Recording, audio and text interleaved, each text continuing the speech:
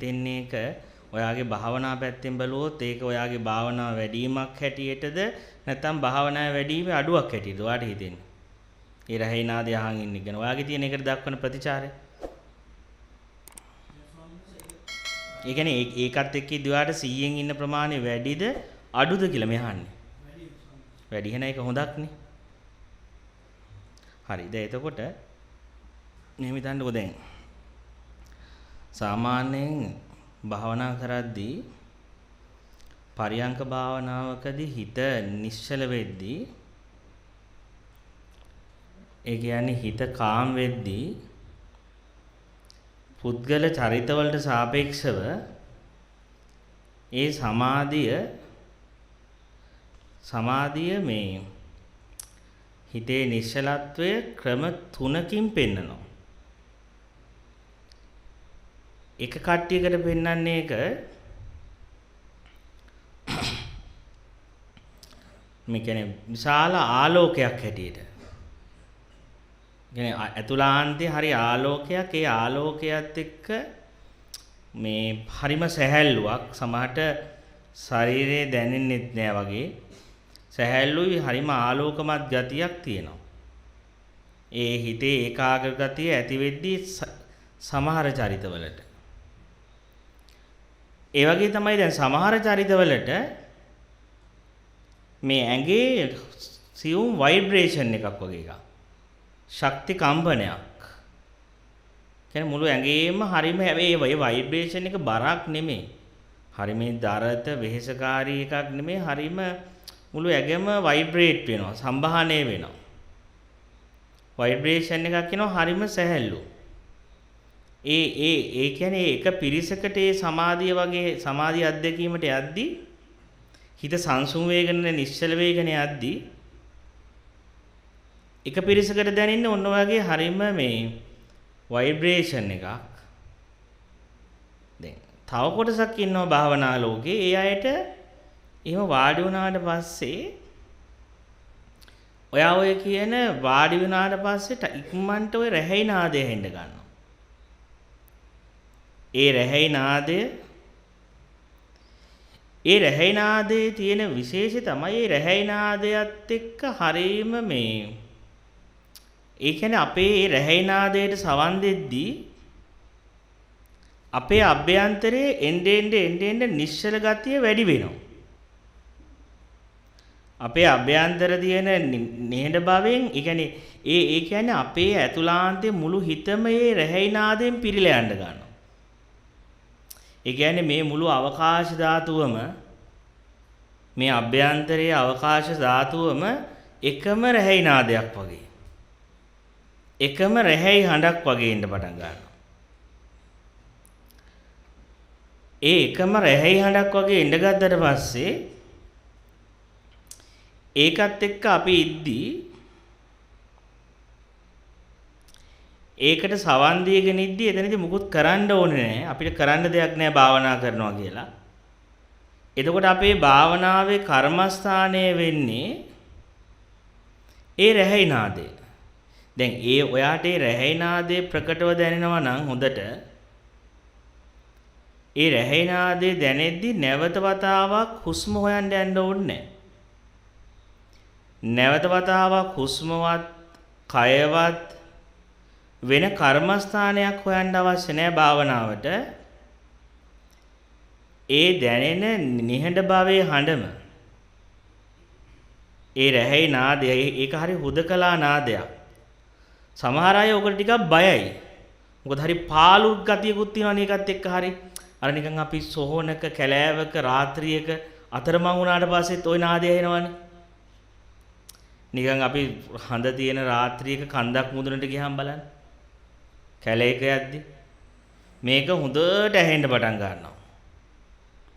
ඒක නිසා යම් මට්ටමක පොඩි මේ ඒ රැහැයි නාදයේ ඇතුළට දැනෙති භාවනාවේදී පොඩි පාළු ගතියක් වගේ එකක් සෙට් වෙනවා අපිට. ඒ පාළු ගතියක් වගේ හැඟීමක් ඒ වගේ එකකුත් ඇතුළට එනවා. ඒ නිසා සමහර අය මේකට ටිකක් පොඩි බය ගතියකුත් තියෙනවා. මොකද අර කලුවරට බය, තනිකමට බය, හුදකලාවට බය අයට මේක එන්න පටන් ගද්දි ටිකක් කලබල වෙනවා. ටිකක් ඒක නිකන් කැමති නෑ වගේ එක නිකන් හරි මොකද හරි එන්න පාළුවට ගෙනියන හින්දා. එන්න හුදකලාවට ගෙනියන හින්දා. ඒකයි මම අහුවේ ප්‍රශ්නයක් ඔයාගේ ඒකේ ඔයා දක්වන ප්‍රතිචාරය ඒකට මොකද්ද කියලා. ඒ වෙන්නේ හොඳක්. ඒ කියන්නේ වෙන්නේ භාවනාවේ සමාධිය දැන් තීව්‍ර වෙවි භාවනාවේ සමාධිය බලවත් වෙවි යන්න පටන් අරගෙන. භාවනාවේදී සමාධිය බලවත් වෙන්න ඔය රැහැිනාදේ හොඳට ඇහෙන්න පටන් ගන්නවා. එන්න තව ඒ රැහැිනාදේ ප්‍රබල වෙන්න ගන්නවා. ඒක මුළු ඒක සාමාන්‍යයෙන් කියනවා සාමාන්‍යයෙන් සමතයක් සහ විපස්සනාවක් විදිහට දෙපැත්තටම ওই රැහැිනාදේ හරව ගන්න පුළුවන් කියලා. මොකද සමත භාවනාවකදී කරන්නේ අපි අරමුණු ගොඩාක් තියෙද්දි එක අරමුණකට සිත ඒකාග්‍රත කරනවා. අරමුණු ගොඩක් තියෙනවා. අරමුණු සද්ද ඇහෙනවා, රූප පේනවා. තිබ්බට මම එක්ක හුස්ම රැල්ල, එක්ක කය කියලා මොන හරි තැනකට ફોකස් කරනවා. තැනකට ફોකස් කරලා සිත ඒකේ ඒකාග්‍රත කරාම එන සමාධියට අපි කියන්නේ සමත සමාධියක් කියලා. ඒ කියන්නේ ටෝච් එකක් අරගෙන ටෝච් එකේ ආලෝකය පුළුවන් අපි අර කරකෝලා විහිදලා එක එල් එකට යොමු කරන්න. ඊට පස්සේ පුළුවන් ආලෝකයේ මෙහෙම වටේටම පතුරවන්න විහිදවන්න. ඒ ආලෝකයේ විහිදවන්න පුළුවන් ඕනනම් එක තැනකට නාභිගත කරන්න පුළුවන්. ඒතකොට සිහිය කියන එක තැනකට ફોකස් කරාට පස්සේ එකට කියනවා ફોකස් කරලා සිත ඒකාග්‍රත කරාට පස්සේ කියනවා එකට සමත සමාධියක් කියලා. ඒක සමතයක්. දැන් විපස්සනාවේදී කරන්නේ ඒ කියන්නේ මේ මොහොත තියෙනවානේ. මේ වර්තමාන මුළු මේ මොහොත කියන්නේ මේ මොහොත සතියෙන් පිරෙන්න හරිනවා. ඒ කියන්නේ මේ වර්තමානයේ දැන් මෙතන කියන්නේ තැනක් ફોකස් කරන්නේ මුළු මොහොතම තුල සතිය පැතිරෙන්න හරිනවා. ඒක නිකන් අර ටෝච් එකේ ආලෝකයේ විහිදෙව්වා වගේ. ටෝච් එකේ ආලෝකයේ වටේට පැතිරෙන්න පුළුවන්. අපි අර පොඩි කාලේ කරන්නේ සෙල්ලම. ටෝච් එක අරන් හඳට ඉලක්ක කරලා ගහන්නේ රැයට. ආයෙ කරකවල ආලෝකෙ විහිදෙන්න ආරින්නේ. ආන් ඒ වගේ අර සමතේ හැම වෙලේම ඔක්කොම දේවල් වලින් එකක් තෝරනවා. තෝරලා ඒකට විතරක් සිත නාභිගත කරලා ඒක ඒකාග්‍රත කරාම ඒක සමත සමාධියක් කියලා කියනවා. ඊට පස්සේ විපස්සනාවේ කරන්නේ මොහොතට නිකන් මොහොත තුල ආලෝකයේ පැතිරෙන්න යනවා වගේ සතිය මේ මොහොත තුල නිකන් සිහිය පැතිරෙන්න ආරිනවා. තැනක් ફોකස් කරන්නේ නැතුව.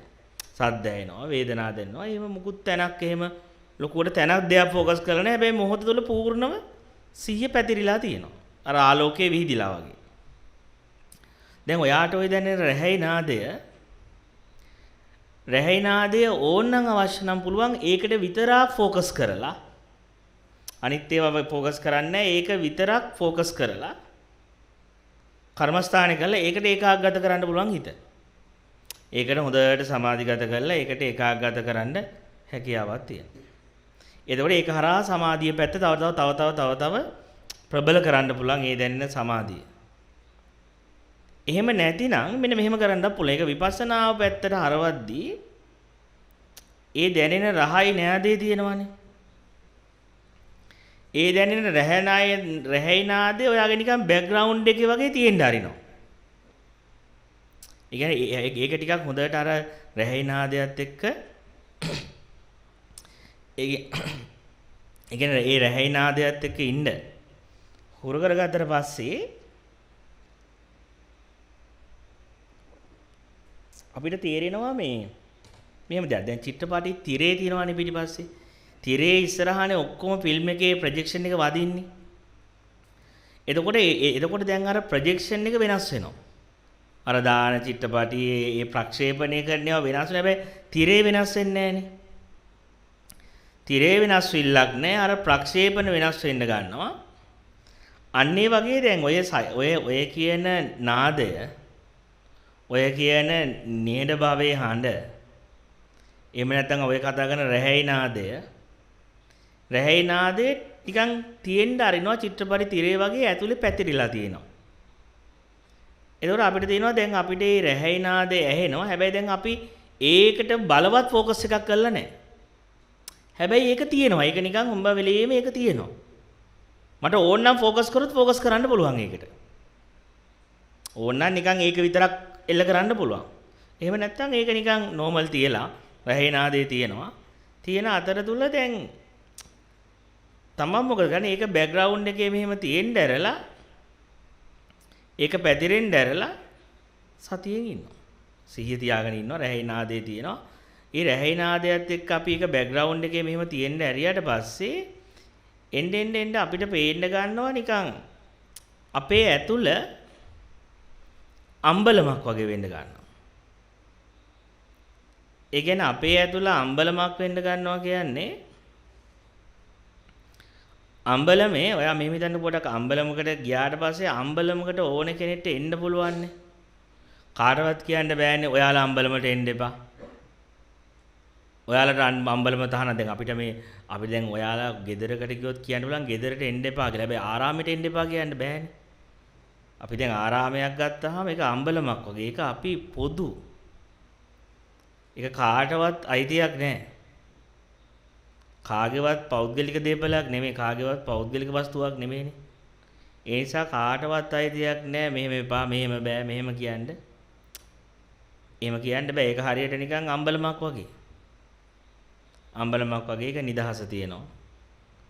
ඕන කෙනෙක්ට ඒක පොදු පිරිසක් පොදු ජීවත් වෙන කෙනෙක් කාරු හැමෝම දැන් අම්බලමකට ආවට පස්සේ ඕන කෙනෙක්ට ඉන්න පුළුවන්. හැබැයි කාටවත් අයිතිවාසිකමක් කියන්න බෑනේ.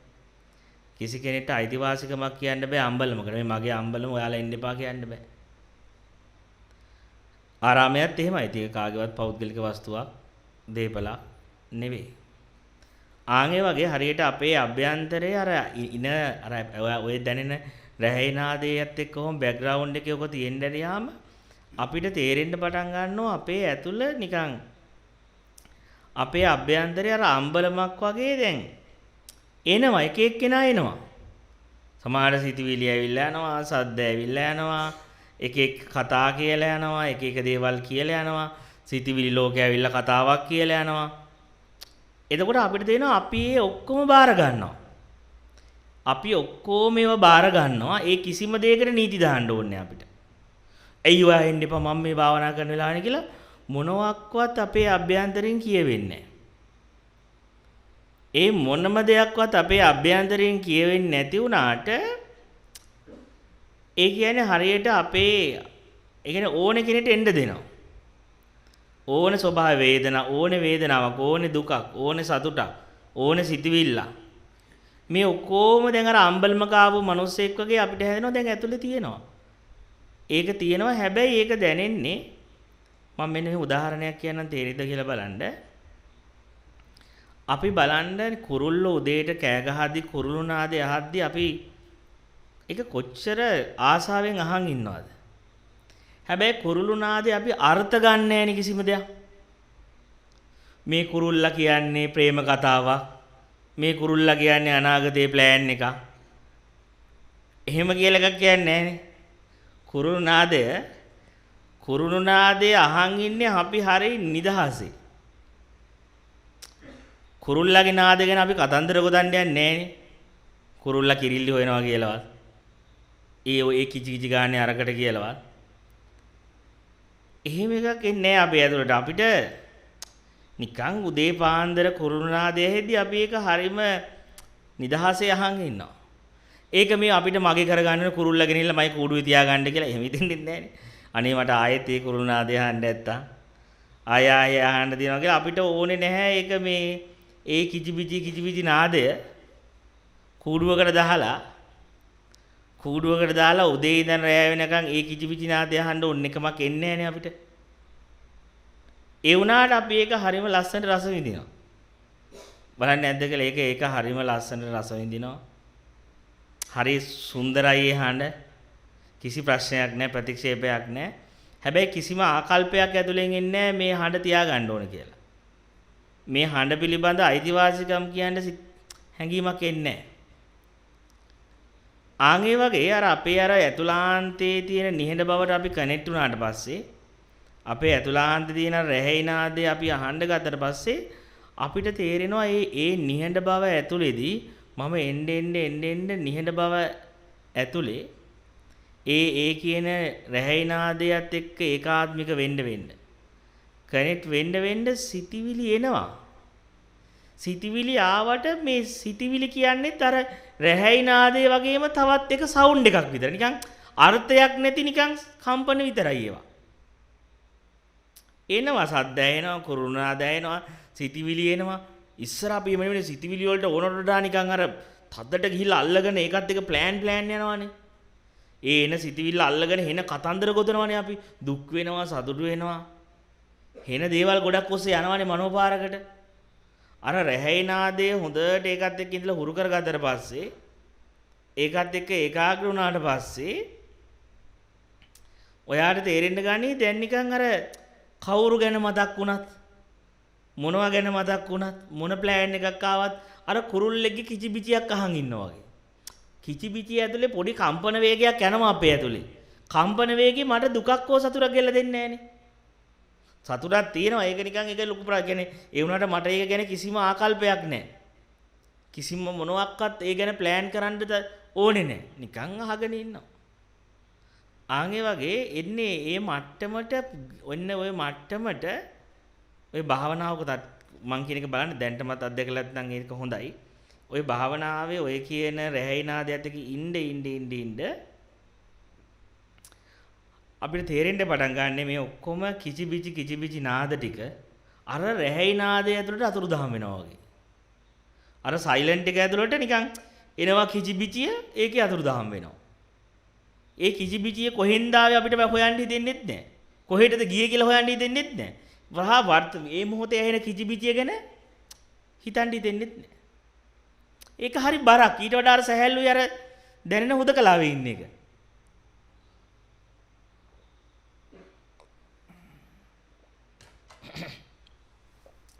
ඊට වඩා හරි රිලැක්ස්. අර එන සිතුවිල්ල අල්ලගෙන බරට හිතන්න යනවට වඩා අපිට තේනවා ඒකෙත් පොඩි කම්පනයක් තියෙනවා තමයි ඇතුලේ. වයිබ්‍රේට් වුණාට ඒකත් අර අන්තිමට ටිකක් භාවනාවේ තව ඔය ගැඹුරු නිහඬනාදේ අහන් ඉදි තේරෙයි. අන්තිමට මේ ඔය නිහඬේ හඬයි රැහැයි නාදයේ සිතවිල්ලයි වේදනාවක් අතර කිසි වෙනසක් නැහැ. ඔය ඔක්කොම එක ලෙවල් එකක්. එක ලෙවල් එකක් කියන්නේ රැහැයි නාදයේ ඔයාව කොච්චර සයිලන්ට් කරනවද ඒ වගේම අර සිතවිල්ලත් ඒ සයිලන්ට් එකමයි ඒක ඇසි තියෙන්නේ. අර වේදනාව ඇසෙත් ඒ සයිලන්ට් එකමයි. අර සවුන්ඩ් ඇසෙත් තියෙන ඒ නිහඬ බවමයි. මං කියන්නේ තේරෙනවද? තේරෙන්නේ නැත්නම් තේරෙන්නේ නැහැ කියලා කියන්නේ. ඒ කියපු කතාව තේරෙනවද? ඒ කියන්නේ ඔයාට එතකොට ඔය ඇතුලේ තියෙන සයිලන්ට් එකේ ලෙවල් එකම තමයි සද්දවල තරංගවලත් ඇහෙන්නේ, සිතවිලි තරංගවලත් ඇහෙන්නේ, වේදනා තරංගවලත් ඇහෙන්නේ. ඔක්කොම එකම ලෙවල් එකක තියෙන්න ගන්නවා. ඒ එකම ලෙවල් එකකට ආවට පස්සේ කම්පන තරංග ටික, ඒ කියන්නේ ඒ කම්පන වේග ටික එක ඒ රැහැයි නාදයයි සිතුවිලි වෙලයි සද්දයි ආවට පස්සේ ඔයාට හිතා ගන්න බැරි වෙනවා මේ කියන්නේ සිතුවිලිද වේදනාද වෙන් කර ගන්න තේරෙන්නේ නැහැ. නිකන් ඒ ජීවිතේම තමයි රැහැයි නාදේ. සිතුවිල්ල තුල තියෙන්නේ ඒ සයිලන්ට් එකමයි. සද්ද තුල තියෙන ඒ නිහඬ බවමයි. කියන්නේ එකම නිහඬ බවක් බවට ජීවිතේපත් වෙලා. එතකොට ඒ නිහඬ බවට පත් වුණාම සමහරට ඔයා කතා කරයි. මේ ඉන්න අයත් එක්ක hina වෙයි, කතා කරයි, නටයි, පිස්සු නටයි. පිස්සු නටුවට අර ඇතුළාන්තේ ඒ හැම පිස්සුවක්ම වැඩ කරන්නේ එකම සයිලන්ට් ස්වභාවයක් ඇතුලේ. ඒ කියන්නේ ඒ ඔක්කොම යන්නේ වෙනම අර ඒ හැම උද්වේග නැටිලි කියෙවිලි සියල්ලම එකම මේ ස්වභාවයක්. එතකොට ඔයාලට තේරෙනවා ඕනේ කෑමක් කාලා දිගට කාලා කාන්න හපලා බලන්න ඕනෙම තිත්ත වේවා, පැණි රස වේවා, ඇඹුල් වේවා හපලා ගියාම එකම කිරි රහක් තියෙනවා. හැම දෙයකම එකම කිරි රහක් තියෙන්නේ. අන්තිමට ඔක්කොගෙම තියෙන එක කිරි රහ. එතකොට ඔයාලට තේරෙයි දවස් හරි ඔය භාවනා කළත්, සක්මන් කළත්, ඉව්වත්, ආදරය කළත්, සෙක්ස් කළත්, මොකක් කරත් ඔය හැම දෙයකම එකම තැනක් තියෙනවා. ඔය හැම දෙයකම එක රහයි තියෙන්නේ. ඒ අර නිහඬභාවයේ හඬ. ඒ අර රැහි නාදයේ හඬ. අන්තිමට ඔයා වාහන ඩ්‍රයිව් කරද්දිත් ඔයාට ඒක ඇහෙන්න පටන් ගන්නවා. කියන්නේ ඔයා වාහන ඩ්‍රයිව් කරනවා. ඒ වුණාට එකපාරට ඒ රැහි නාදයත් එක්ක ඒකාත්මික වෙලා හුරු වුණාට පස්සේ ඩ්‍රයිවිං එකේ යන්නේ අර රැහි නාදය ඇතුලේ. ආදරේ ගමන් කරන්නේ සෙක්ස් ලිංගිකත්වයේ ඇතුලේ ඔයා විඳින නිහඬ භවයේ හඬ. නිශ්ශබ්ද භාවයක්.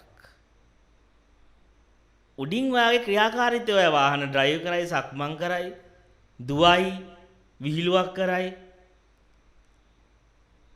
ඔක්කොම කරයි උඩින්. ඒ වුණාට ඔයාට කතා කරන්න බෑ. ඔයා ගොළු වෙලා ඇතුලේ. ඒ කියන්නේ ගොළු බව වචන වලට එන්නේ. ඒ නිහඬ බවත් එක්ක මෙහෙම ඒකාත්මික වෙන්න ඔයා අක්‍රීය වෙනවා. අක්‍රීය භාවයක් ඇතුලේ ක්‍රියාකාරකම් වෙන්න පටන් ගන්නවා. ඒ කියන්නේ ඇතුළාන්තයෙන් ඔයා කිසි ක්‍රියාවක් කරන්නේ නැහැ. ඇතුලේ ඔයා වැඩ නතර කරලා ඇතුළාන්තයෙන් විශ්‍රාම ගිහිල්ලා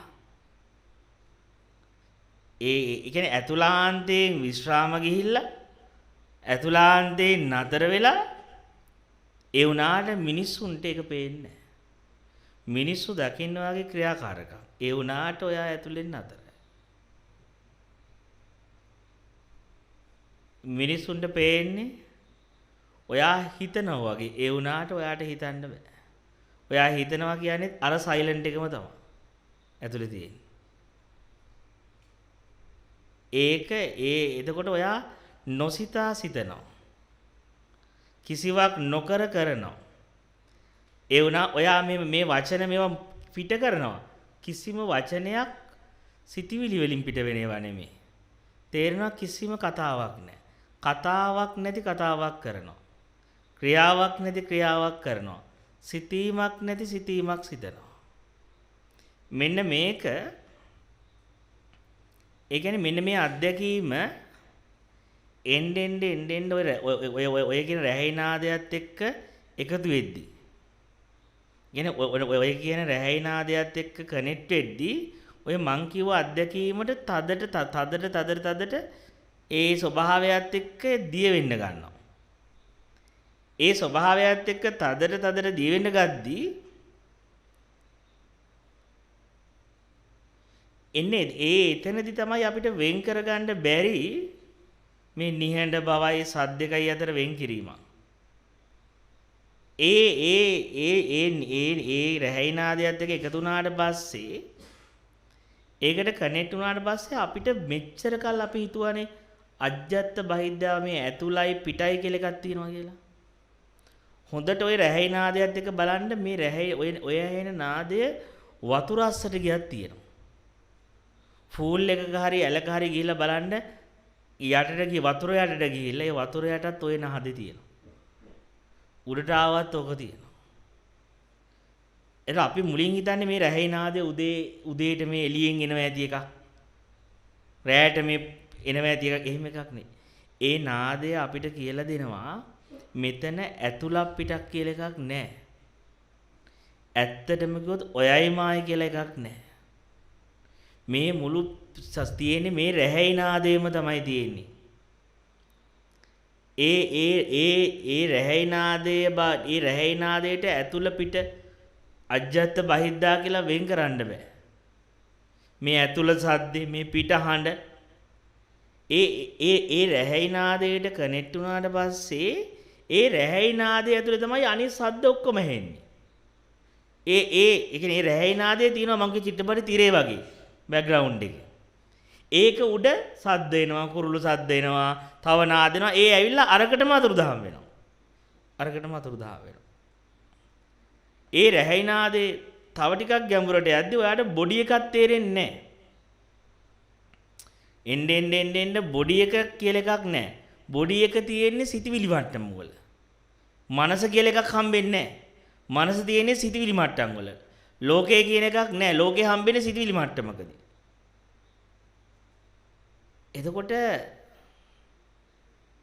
ඒ නාදයේ ගැඹුරට යද්දී ඔයාට ශරීරයක්වත් සිතක්වත් හම්බෙන්නේ නැහැ. ඒ දෙකම චේතනා මට්ටමකට ආවට පස්සේ හම්බෙන දෙයක් විතරයි. එහෙම දෙයක් පවතින්නේ නැහැ මෙතන. සීනයක් ඇතුලේ අපි බොඩි එකක් ගැන හිතුවත් සිතක් ගැන හිතුවත් එහෙම මොකක්වත් නැහැනේ. චේතනා මට්ටමක විතරනේ සීනයක් ඇතුලේ බොඩි හම්බෙන්නේ, ශරීර හම්බෙන්නේ. අන්න ඒක තමයි ඒ මට්ටමට තමන්ගේ ඇතුලේ ඒ නිහඬභාවයේ ඇතුලේ ඒ මට්ටමට ඒ නිහඬභාවයේ ගැඹුරට යනවා අපි. ඒ නිශ්ශබ්දභාවයේ ගැඹුරට යන්න ඒ රැහැයිනාදයේ ඔස්සේ ඒ රැහැයිනාදයේ ඔස්සේ අපි ඒකාත්මික වෙන්න ඒ කියන්නේ මේ ශරීරය අතුරුදහන් කරන්න ගන්නවා. සිත අතුරුදහන් වෙන්න පටන් ගන්නවා. ඒ අත්දැකීමට පොඩ්ඩක් බයක් හිතෙනවා උතනදී. මොකද ඒක නිකන් එතෙන්ට ගියාට පස්සේ අපිට පෙන්න ගන්න තේරෙන්නේ නැහැ මම ඉන්න තැනක් සහ මම නැති තැනක්. මම ඉන්න තැනක් පෙන්නන්නත් බෑ, මම නැති තැනක් පෙන්නන්නත් බෑ.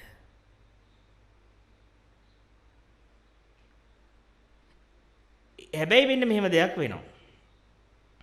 ඒ තමයි දැන් ඔය මහායානේ තියෙනවා ඔය අවලෝකතේශ්වර බෝධිසත්ව කියලා බෝසතාණන් වහන්සේ කෙනෙක් ඉන්නවා. ඒ බුදුරජාණන් වහන්සේලාගේ විමුක්තියටපත් වෙච්ච අයගේ කතා කියවද්දී අවලෝකතේශ්වර බෝධිසත්වයෝ උන්වහන්සේ විමුක්තියට දොරටු විවෘත කරගන්නේ ඔය නිහඬ භවයේ හඬහන් ඉදලා. ඒ නිසා කියනවා ඔය අවලෝකතේශ්වර කියන නමේ එක අර්ථයක් දෙන්නේ ඒ කියන්නේ අපේ අභ්‍යන්තරයේ තියෙන මූල සද්දේ අසන්නා. මූල සද්දය එක්ක එකතු වෙච්ච කෙනා. මූල හඬත් එක්ක එකතු වෙච්ච කෙනා.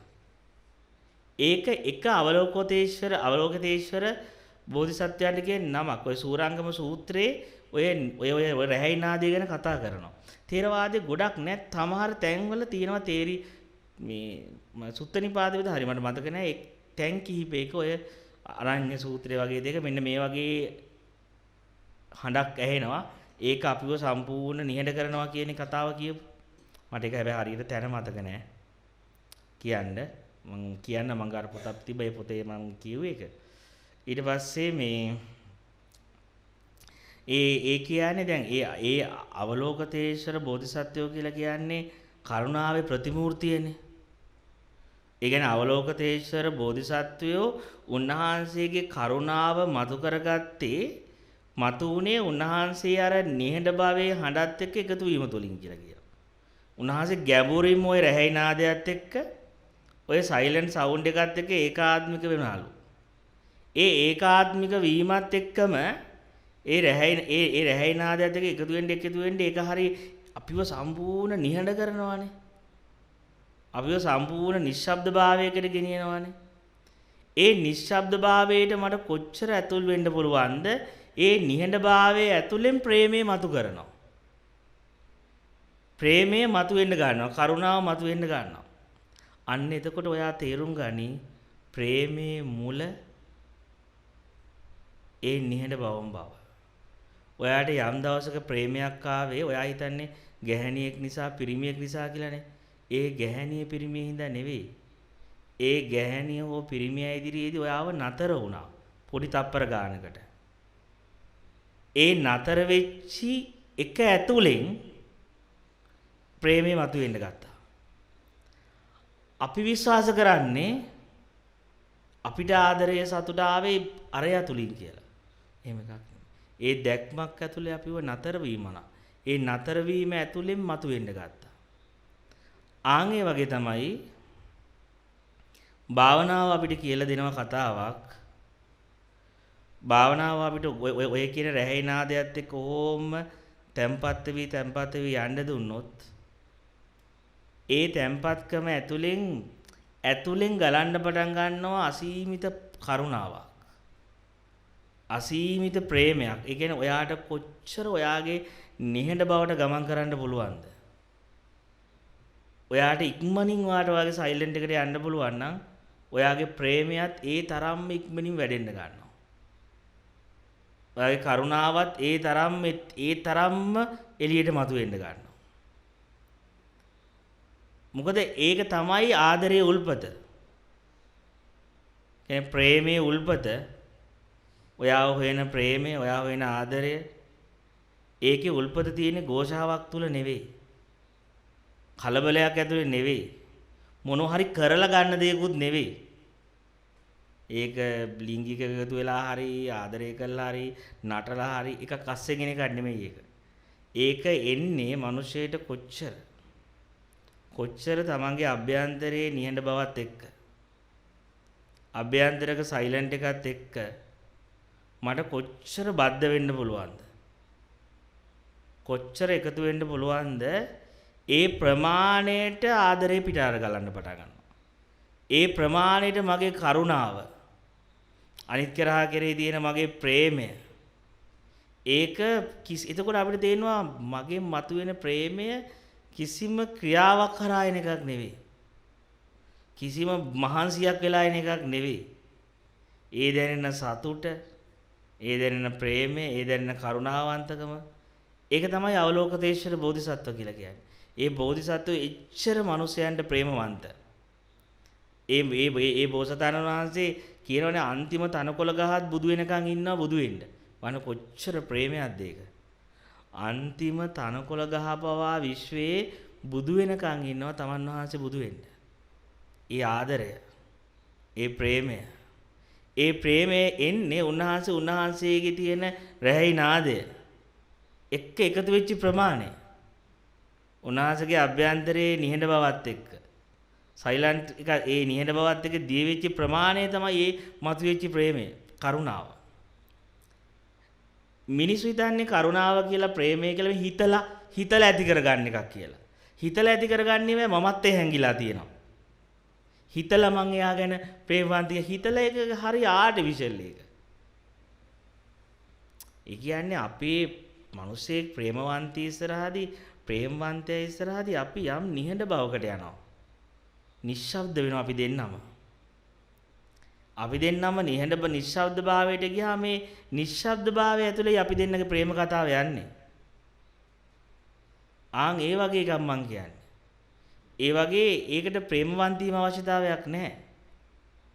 ඒක මට කොච්චර මගේ අභ්‍යන්තරයත් එක්ක එකතු වෙන්න පුළුවන්ද කියන එකයි අවශ්‍ය වෙන්නේ. ප්‍රේමවන්තී හිටියා හෝ නොහිටියා හෝ මගේ ඇතුළාන්තයේ තියෙන නිහඬ බව සයිලන්ට් එකත් එක්ක මට කොච්චර කිමිදෙන්න පුළුවන්ද? ඒ ප්‍රමාණයට ඔයාට තේරෙයි මගේ බොඩි එක තේරෙන්නේ නැහැ. මට සිතක් තියනවාද කියලා තේරෙන්නේ. ඒ වුණාට ඒ ඇස් දෙකෙන් ප්‍රේමය ගලන්න ගන්න. ඒ කන් දෙකෙන්, ඒ ඇවිදීමකින්, ඒ කියන්නේ අපි ඇවිද්දත් වචනයක් කතා කළත් කාත් එක්ක හරි කවුරු හරි දිහා බැලුවත් වචනයක් කතා කළත් ඇවිද්දත් ඒක මහ පොළොවට බ්ලෙසින් එකක් වගේ. මහ පොළොව ආසයි යව පාගනවට. කියන්නේ මහ පොළොව පෑගෙන්න බලාගෙන ඉන්නේ. ඒ කියන්නේ අපිට තේරෙනවා මේ කියන්නේ එයා අඩිය තියෙන හැම තැනක්ම අර බුදුරජාණන් වහන්සේ පායේ තියෙන හැම තැනකම නෙළුම් මල් අතක් පිපුණේ. පායේ තියෙන තැන පොළොවේ නෙළුම් මල් පිපෙනවා. ආන්ගේ වගේ ඒ කියන්නේ අපිට තේරෙන්න ගන්නවා ඒ කියන්නේ මේ මගේ ජීවිතයේ මේ පෘථුවියට ආශිර්වාදයක්. මේ කියන්නේ මේ පෘථුවිය සැනසෙන්න ගන්න මේ ගස් වැල් මිනිස්සු සත්තු ඒ කියන්නේ මේ හැම කෙනෙක්ම නිකන් මම අඩිය තියද්දි මාව වැළඳ ගන්න බලන් ඉන්නේ හැම අඩියක් එක්ක මහ පොළොව මාව වැළඳ ගන්නවා. ගහක් ළඟට ගියාම ගහ මාව බදා ගන්නවා. මොකද ගහට ඕනේ ඒක. කියන්නේ ගහ බදා ගන්න ලෑස්තිලා ඉන්නේ තරම්ම ඒ තරම්ම නිහඬ බව ඇතුලෙන් ආපු ප්‍රේමය, කරුණාව. ඒක අපි හිතලා ගන්න බෑ කවදාකවත්. ඒක මගේ අභ්‍යන්තරයේ මම කොච්චර මගේ සයිලන්ට් එකත් එක්ක දැනට ඒක පරිණත කියන්නේ මම දැනට මගේ නිහඬ බවත් එක්ක කොච්චර ඒකාත්මික වෙලාද ඒ ප්‍රමාණයට තමයි විශ්වයේ සැනසීම දැනෙන්නේ. සෝබාදහමට දැනෙන්නේ සැනසීම. එතකොට එතනදී මට තේරෙන්නේ මම ඉස්සරහා ඉන්නේ මිනිස්සෙක්ද? තිරිසන් සතෙක්ද? ගහක්ද? ඒ හැම දෙයක් එක්කම මේ ප්‍රේම කතාව කරනවා. ඒ හැම දෙයක් එක්කම ඒ ආදරේ විඳිනවා. ඒ කරුණාව බෙදා ගන්නවා. බෙදා ගන්නවා කියොත් මේ තියෙන දෙයක් දෙනව නෙවෙයි. ඒ පැවතීමමයි බ්ලෙසින් එක ලෝකෙට. ඒ කියන්නේ යා මේ කරුණාව බෙදා යන එකක් නෑ. එයාගේ පැවතීමම ආශිර්වාදයක්. ඒ කියන්නේ එයාගේ ජීවිතේම තමයි මිරකල් එක. ඒ කියන්නේ ඒ වගේ කෙනෙක් මිහි පිට ඉන්නවා නම් සම්පූර්ණ තමන්ගේ නිහඬ බවට දිය වෙලා නිශ්ශබ්ද භාවයට දිය වෙලා ඉන්නවා නම් ඉතින් ආයේ වෙන යා බන කියන්න ඕනේ නැහැ. එයා ඇවිද්දේ නැතත් එයාගේ ජීවත් වීමම ග්‍රේස් එක. ජීවත් වීම මිනිස්සෙන්ගේ හැම කම්පන වේගයක්ම සුවපත් කරනවා. මිනිස්සෙන්ගේ ස්ට්‍රෙස් ඔක්කොම නිකන් එයා ඉඳීමම. ඒ හැම දෙයක්ම ඒක තමයි මේ පරිසරයේ සතාසිව්පා වගේ හැම කෙනෙක්ගේම. ඉතින් මට තේරෙන්නේ ඒක තමයි මේ නිහඬ බවට ගමන් කිරීමෙන් අපි ඊතුලින් මතුවෙන්නේ. ඉතින් ඒ නිසා ඒක කම්මැලි වෙන්න එපා. ඒක නිකන් බය වෙන්න අවශ්‍ය දෙයක් නෙමෙයි. මොකද ඒකට යද්දි බය හිතෙනවා අපිට. මොකද ඒකට යද්දි මට තේරෙනවා මාව ටික නොදැනී යන්න ගන්නවා. මාව තේරෙන්නේ නැහැ. මම කොහෙද ඉන්නේ නැද දන්නේ නැහැ. අදාළ ස්වභාවිකුත් නැහැ ඒකට. ඒ වුණාට ඒක එච්චරම එතකොට ආන්ගේ ස්වභාවයට කෙනෙක් පරිවර්තනය වුණාට පස්සේ දැන් අපි හිතමු මෙහෙම. දැන් අපි ওই ස්වභාවයට ගිහිල්ලා දැන් ඔය සයිලන්ට් ඔය රැහැයින ආදී ඔස්සේ අපි ගැඹුරට ගියා. ගැඹුරට ගිහිල්ලා කියන්නේ රැහැයින ආදී ඇස්සේ ගැඹුරට ගිහිල්ලා ඒකත් එක්ක කිමිදෙන්න අපි තුල තියෙන අර ප්‍රේමණීය බව, අර ආදරණීය බව, අර අපේ ඇතුලේ තියෙන මහා කරුණාව වගේ අර හැංගිලා තියෙන්නේ. ඒ හැංගිවිලා තිබ්බ කරුණාව, ආදරය ඒ ඔක්කොම එළියට ගලන්න පටන් ගන්නවානේ. ඒ එළියට ගලන්න පටන් ගත්තට පස්සේ අපිට තේරෙන්න ගන්නවා සමහර වෙලාවට අපේ තියෙනවා සසරින් ආපු ඇබ්බැහි ටිකක්. සසරින් ආපු ඇබ්බැහි ටිකක් තියෙනවා. ඒ සසරින් ආපු ඇබ්බැහි එන්න නැගෙන හොතනදී. සමහරවිට ඔක ඇතුළේදී සමහර පුරුදු එනවා. හැබැයි පුරුදු ආවට අපි අර එන්න අර සයිලන්ට් එකත් එක්කම ඒකාත්මික වෙලා ඉන්නේ හින්දා ඒ පුරුදු වලට බලයක් නැති වෙනවා. ඒක මේ වගේ මම මෙහෙම කියන්නම්කෝ. කියන්නේ ඔයාව සම්පූර්ණ කඩාගෙන යන්න. අර අපි අර පොඩි කාලේ අර සෙල්ලමක් කලේ දැකලා තියෙනවද? සෙල්ලමක් කලේ අපි අර එක්ක වටේට අත් අල්ලගෙන එළුවන් කණ්ඩායි මං ආවේ එළුබෙටි හොයපන් මොකද්ද නේද අර එළුබෙටි කාපන් 300 කියලා ඈ මොකද්ද ඇහෙනේ මොකද්ද කුන්තිරේ තුම්බීරේ ආන්ගේ වගේ ඒ කියන්නේ අපි අර නිකන් රවුමක් ගැල්ල කැරෙක් එක්කෙනෙක් මැද ඉන්නවා අර වටේ ඉඳන් ඇතුළට එන්න බලනවා එක්කෙනෙක් අර මොකද යකාද මොකද කියන්නේ කියලා අල්ලගෙන කණ්ඩ මට මතක නෑ ඒක ඒ දැකලා අපි සෙල්ලමක් කරන්නේ අර පොඩි කාලේ කරන්නේ අන්න ඒ වගේ අපි මේ සයිලන්ට් එකට යන්න ගැඹුරට ඒ රැහැින ආදියත් එක්ක ඉන්න අපි වටා යම් ආධ්‍යාත්මික එනර්ජි එකක් ශක්තියක් ගොඩ නැගෙනවා. ගොඩ නැගලා ඊට පස්සේ බලනවා දැන් ඔයා ඒකත් එක්ක දිගට හිටියොත් මොකද වෙන්නේ? ඔයාගේ පුරුද්ද ඇබ්බැහි ටික ඔක්කොම අතුරුදහන් වෙනවා. ඔයාගේ ඇබ්බැහි ටික පුරුදු ටික අතුරුදහන් වුණොත් ඔයාගේ සසර ඉවර වෙනවා. සසර ඉවරලා ඔයා නිර්වාණ ධාතුවත් එක්ක එකතු වෙලා මේ සසර කතාව ඉවර කරනවා. ඒ කියන්නේ මේ වෙහෙස කර ගමන මේ නිවක් නැතුව ආපු චක්‍රය අර සිදලනවා. මුල කඩලා දානවා. මුල කඩලා ඔයා කැණි මඩල කඩලා අර බුදුහාර කියන්නේ ඒ කැණි මඩල කඩා නැවත මූල ස්වභාවයත් එක්ක එකතු වෙලා මේ කතාවේ අවසානයක් නෙවෙයි ඒක. අවසානය කියන්නේ ආරම්භය වගේ එකක්. අවසානය කියන්නේ ආරම්භයමයි. ඒක අවසන් කරනවා කිව්වොත් ඉවරයි වගේ එකක් නෙදෙන්නේ. එහෙම එකක් නෙවෙයි. නව කතාවක ආරම්භයක් කියන නොනවතින කතාවක. ආරම්භයක් සිද්ධ වෙන්න ගන්නවා. හැබැයි අතනදී බලන්න ඒ සයිලන්ට් එකට මට කිමිදිලාම ඉන්න පුළුවන් නම් අර ඔයාට ඒකේ කිමිදෙන්න යද්දී අර ඔයාගේ ඇබ්බැහි තියෙනවනේ. ඔයාගේ වීක් පොයින්ට් එකක් තමයි හොයන්නේ මායя. මායя කියන්නේ ඔයාගේ ඇබ්බැහි වෙච්ච හිත ඇබ්බැහි ගොඩ. පුරුදු ගොඩ. ඇඩික්ටඩ් ටික. එතකොට ඔයා ඇඩික්ට් වෙලා තියෙන්නේ ඩ්‍රග් වලට නම් ඔයා ඇඩික්ට් වෙලා තියෙන්නේ ප්‍රේමේ ආදරේ හොයන්න නම් මොකක් හරි එකක් නම් තියෙනවනේ ඔයා වටන්න පුළුවන් තැනක් ජීවිතේ. මිනිහෙක් වටන්න පුළුවන් පොයින්ට් එකක් තියෙනනේ පිරිමියෙක්ව. එතෙන්ට ගැව්වහම අපි කියන්නේ සමහර කාන්තාවක් කියන ඔය විනියා කොච්චරද මට මෙතනින් මෙයාව වට්ටලා මම පෙන්නන්නම් කියලා. මෙන්න මේක ඇතුලේ මම වට්ටන්නම් කියලා කියන්නේ. ඒ කියන්නේ පිරිමියෙක් කොච්චර එයා ලොකුවට හිටියත්. එයා ලොකුකම පෙන්නගෙන මාව වට්ටන්න බෑ මොකාට කිව්වත් පොඩි එකෙක් වගේ දුර්වල වෙන තැනක් තියෙනවා. ආත්මය. එතනදී අපි චූටි එකෙක් වගේ. බොළඳ වෙන තැනක් තියෙනවා අපි. බොළඳ වෙන අර අපේ තිබ පෞරුෂත්වය හයිය ගතිය ඔක්කොම පීචාම් වෙන. ඒ ඔක්කොම බිඳවට ගන්න එක තැනක් මන් පිරිමියෙක් ඇතුලේ එක තැනක් හෝ දෙක තුනක් තියෙන්න පුළුවන්. ඒක කොතනද කියන්නේ මම දන්නේ නැහැ. හැබැයි එතන තමයි ඔයාව අල්ලන්න යන තැන. එතකොට මොකද වෙන්නේ?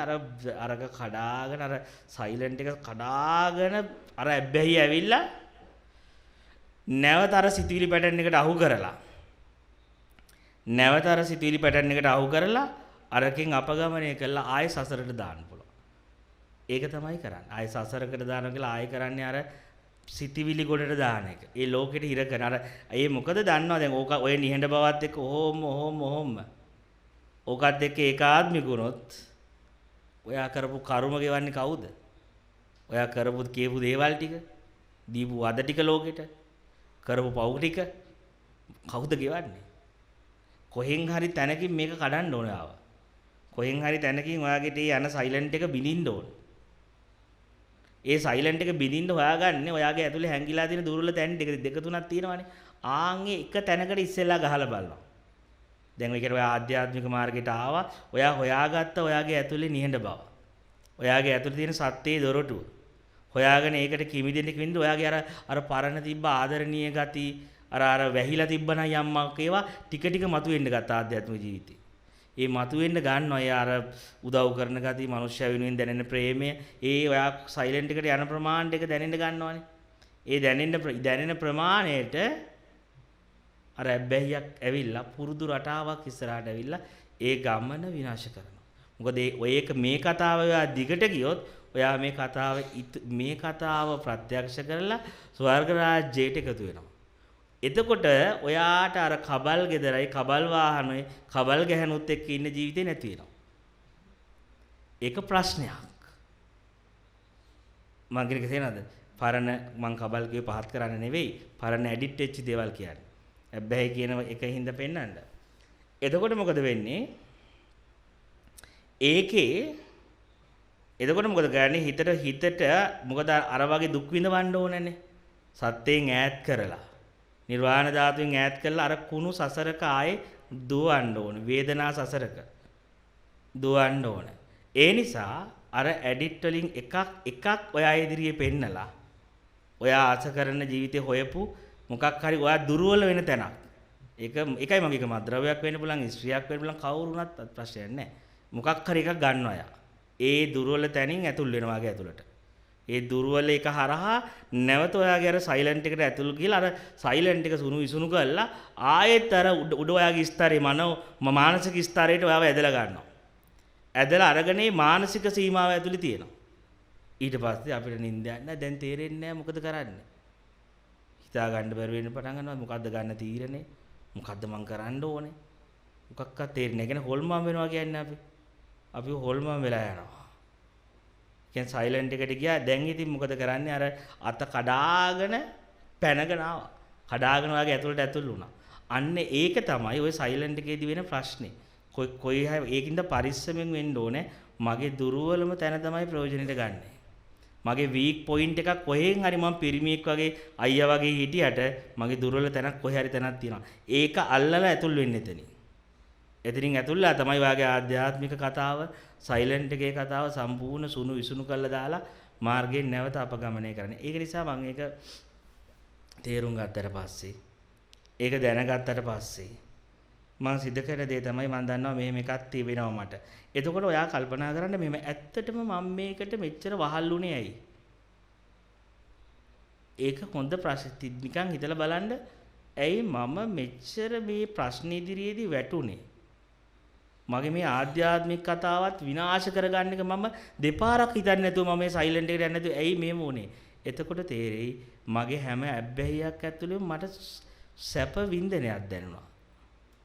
මං ඒ වින්දනයටයි ඇඩික්ට් වෙලා තියෙන්නේ. මට ඒ වින්දනයට මම පෙරේතයි.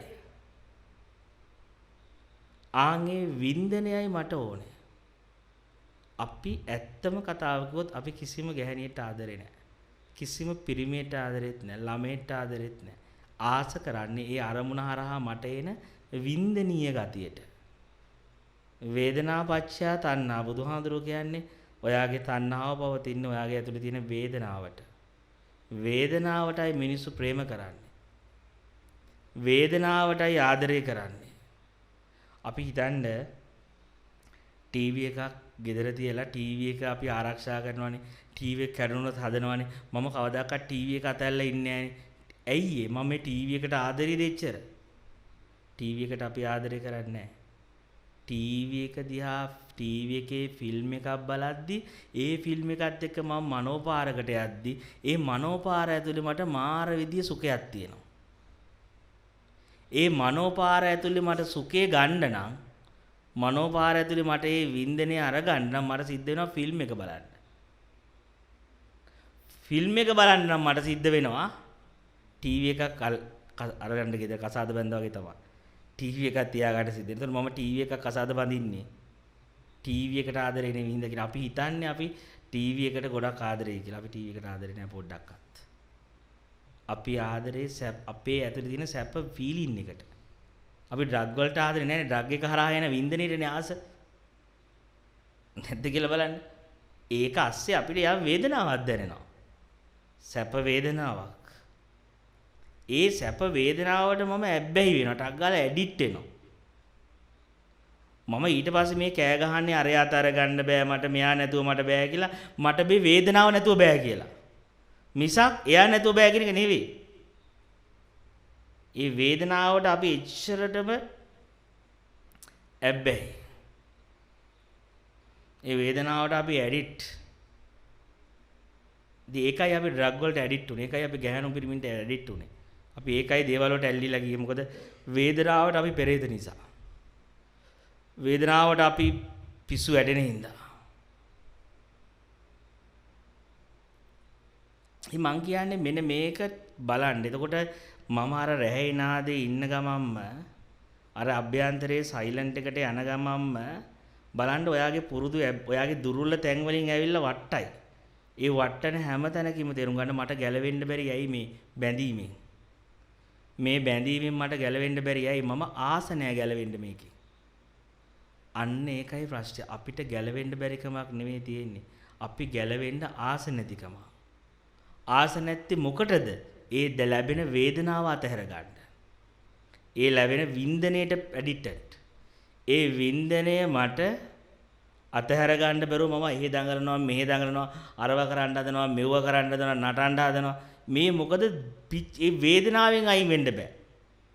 හැබැයි අර අභ්‍යන්තරයේ සයිලන්ට් එකට යන්න පුළුවන් වුණොත් ඒ වෙලාවෙත් ඔයාට ඒ බන්ධනේ තිබ්බා. ඒ බන්ධනෙන් ආපු සැප වේදනාවක් තිබ්බාවේ ඒක ඕම තියෙන්න අරින්න. ඒක තියෙන්න ඇරලා ওই භාවනාවේ දැනෙන රැහැයි නාදේ තියෙනවනේ. ඕකට තව කිමිදෙන්න. තව ඔය රැහැයි නාදෙට කිමිදීගෙන යද්දී අර වේදනාව කියන එක තියෙනවා තිබ්බට ඒකට ඒක විශේෂයක් නැති වෙනවා. ඒක නිකන් හරි ඒකක් තියෙනවා තමයි ලව් එකකින් එන සුඛයක් තියෙනවා. ඊට වඩා අර සයිලන්ට් එකේ තියෙන. එතකොට මට ඒක නැති කරන්න බෑ. ඒ ආදරයකදී දැනෙන වින්දනේ නැති කරන්න බෑ. වින්දනයේට විශේෂයක් නැති කරන්න විතරයි පුළුවන්. ඒ සුඛයක් දැනෙනවානේ. ඒ සුඛය මම අර සයිලන්ට් එකට ගිහිල්ලා ඒකට කිමිදුනාම අර සුඛය මට තවත් එක සැපක් එච්චරයි. එතනින් එහා මහා විශේෂයක් නැහැ. අන්න එතකොට අර ඔයාගේ දුර්වල තැනින් ඔයා ගොඩ යනවා. ඔයාගේ අර මාරයා අල්ලන තැන තියෙනවානේ. අස්සේ රිංගනවානේ. ආන් එතනින් ගොඩ යන්න ඒක තමයි ටෙක්නික් එක. එහෙම නැත්තම් මන් තා ලේසිම ටෙක්නික් එක ඒක අමාරු නම් ඒක කරන්න. ඒක උඩට ලේසි දියා.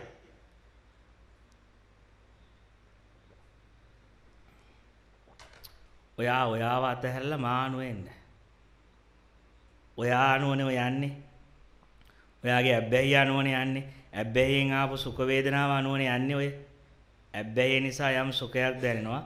ඒ සුඛය ඔස්සේ ගමන් කරනවා. මං කියන්නේ ඒක දමල ගහලා මානු වෙන්න. මානු වෙන්න කියලා මෙතන අදහස් කරන්නේ ඔයා මෙච්චර කල් කීකරුනේ හිතටනේ. මං කියන්නේ ඔයා කවදාකවත් හිතට හිතුවක්කාර වුන්නේ නැහනේ. මං කියන්නේ ඔයා හිතට හිතුවක්කාර වෙලා දැන් හිතන හිතුවක්කාර හිත කියනවා අරක ලබා ගනින් හිත මාර හිතුවක්කාරයි. ඒ නිසා අපි මීහරකෙක් වගේ එහේ කියලා ඔළුව නමාගෙන ඌ හිතුවක්කාරකම් කරද්දී අපි හිතනවා ඇත්තටම මිනිස්සෙක් හිතුවක්කාර කියන්නේ ඌ මැට්ටියක්. ඌ වහලියක්. ඌ හිතුවක්කාර වෙලා තියෙන්නේ හිතුවක්කාර දින එයා නෙවෙයි හිත. මම මේක තේරෙනවද? හිතයි හිතුවක්කාර. හිත හිතුවක්කාර වුණාම අපි නමස්කාර කරනවා. මම කියනවා මිනිසුන්ට මම හිතුවක්කාර කියලා.